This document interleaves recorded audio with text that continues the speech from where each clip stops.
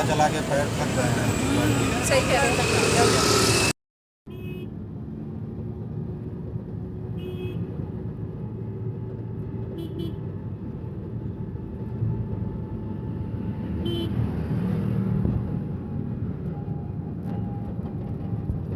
ये भी किसी जी का मंदिर है, सोमेश्वर महादेव मंदिर है।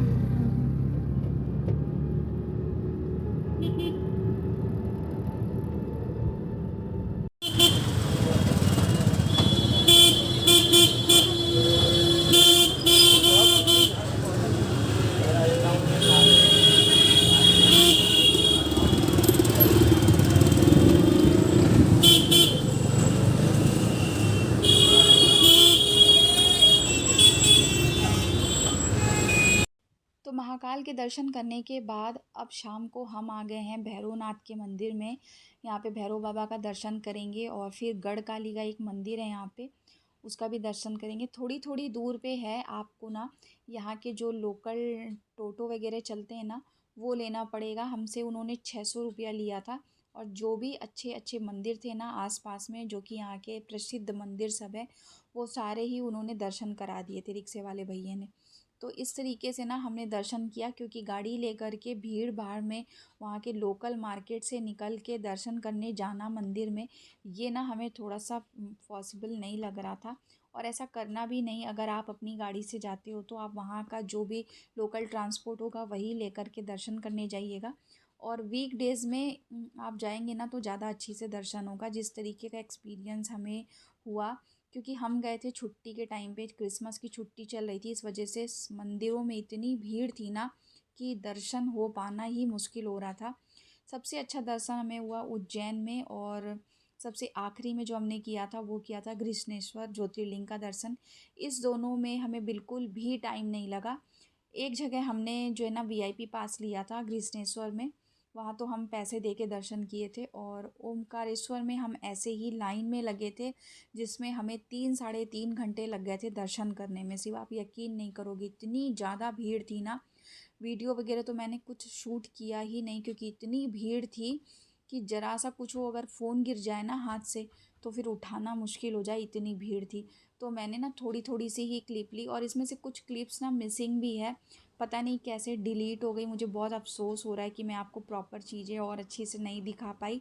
बट हाँ, जो भी इसमें था ना, मैंने थोड़ा थोड़ा सा क्लिप ऐड कर दिया है। और रास्ते तो इतने सुंदर सुंदर आए, बीच बीच में पहाड़, कहीं नदी, गंगा जी। मतलब बहुत अच्छा लगा इस ट्रैवल में, मतलब हर टाइम जो है ना यादगार रहेगी। ये जो है ना लास्ट ट्रिप थी हमारी इस साल की। और महाकाल के दर्शन तो हमें बस 10-15 मिनट में हुए, जिसका मुझे सबसे ज़्यादा डर लग रहा था कि महाकाल के दर्शन होने में टाइम लगेगा। वहीं पे टाइम नहीं लगा, आप सच बता रही हूँ आपको। हमने सोचा कि हम ना वीआईपी पास ले लेते हैं, वहाँ पे भी मिल रहे थे। पता नहीं कितने का था, शायद इन्होंने पता तो किया था, लेकिन वो ना टिकट्स वहाँ पे ख़त्म हो गई थी काउंटर पे। तो उन्होंने बोला आप दूसरी काउंटर पे जाओ। तो ये गए ही नहीं, क्योंकि गार्ड ने ना इनको पहले ही कह दिया था कि आप मत लो, आप यहाँ से अगर लेते हो ना तो भी आपको दर्शन में टाइम लगेगा, और अगर आपको दर्शन होना होगा ना तो बिना वीआईपी पास के भी आप बहुत ईजिली दर्शन कर लोगे। और सच में ऐसा ही हुआ, 15-20 मिनट में हमें महाकाल के दर्शन हो गए थे। फिर वहाँ से 4 घंटे का ट्रैवल था ओमकारेश्वर का। वहाँ आए, और यहाँ पे तो सच बताऊँ तो कोई व्यवस्था नहीं थी अच्छे रहने की, होटल्स वगैरह कुछ भी अच्छा नहीं था। जैसे तैसे बस ना हमने रात बिताई थी। सबसे अच्छी व्यवस्था अगर कहीं थी तो वो थी उज्जैन में, क्योंकि उज्जैन जो अच्छी सिटी है, होटल्स बहुत अच्छे अच्छे बने हुए हैं। आप पहले से भी बुकिंग करके जा सकते हैं, या फिर वहाँ जाके भी अगर आप होटल्स वगैरह लेते हैं ना तो आप ले सकते हैं देख करके।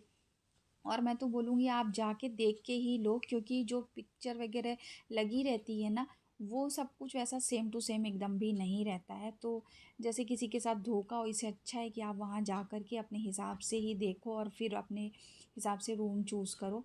तो हमें ना सबसे अच्छा अगर कहीं लगा तो वो लगा उज्जैन में। रहने वहने की व्यवस्था, खाने पीने की सब अच्छी थी वहाँ पे।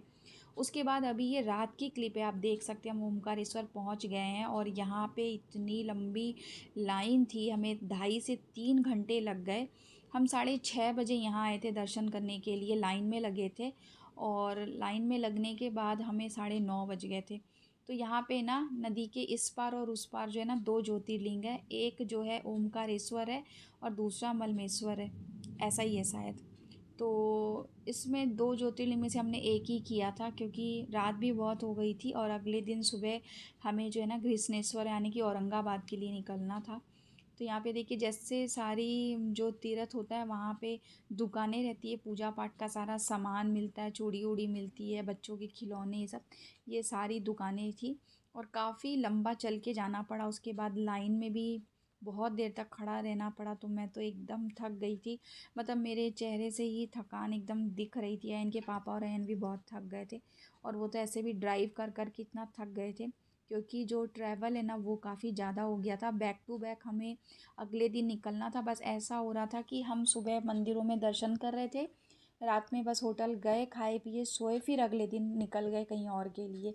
ऐसे करके जो है ना हमारा 6 दिन का ट्रैवल हुआ है। और ये ट्रैवल जो है ना अच्छा भी लगा, मतलब सारे दर्शन हुए अच्छे से भगवान के, भोले बाबा के। और थकान तो बस मत ही पूछो आप। तो आप टाइम लेकर के जाना, हमारे पास टाइम नहीं था तो हम जल्दी जल्दी में सारे दर्शन कर रहे थे। और इस टाइम पे हम जो ये पुल है ना इसे पार कर रहे थे, और ये ना हिल रहा था, तो मुझे डर भी लग रहा था कि यार ये टूट ना जाए। इस पे इतने लोग चल रहे थे और ये हिल रहा था, और नीचे जो पानी था ना वो बिल्कुल ठहरा हुआ था। और ये ना मुझे देख के हंस रहे थे, क्योंकि मुझे लग रहा था डर यहाँ पे इस टाइम पे बहुत ज़्यादा। और काफ़ी लंबा चल के जाना पड़ा था, काफ़ी लंबा ब्रिज था ये। और उस पार जैसे ही हम जाएंगे, फिर हमने जूता चप्पल खोला, प्रसाद लिया और लाइन में लग गए थे।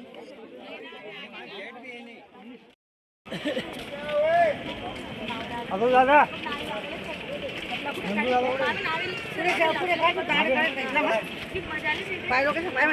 अबे तेरे अंदर बिल्कुल भी वो नहीं है। ओ चपन्नी तेरे अंदर में कैसे देख सकते हैं? बहुत भीड़ है, हैं? ओ भाई साहब, 4-6 घंटे तो गए एकदम आराम से, हैं?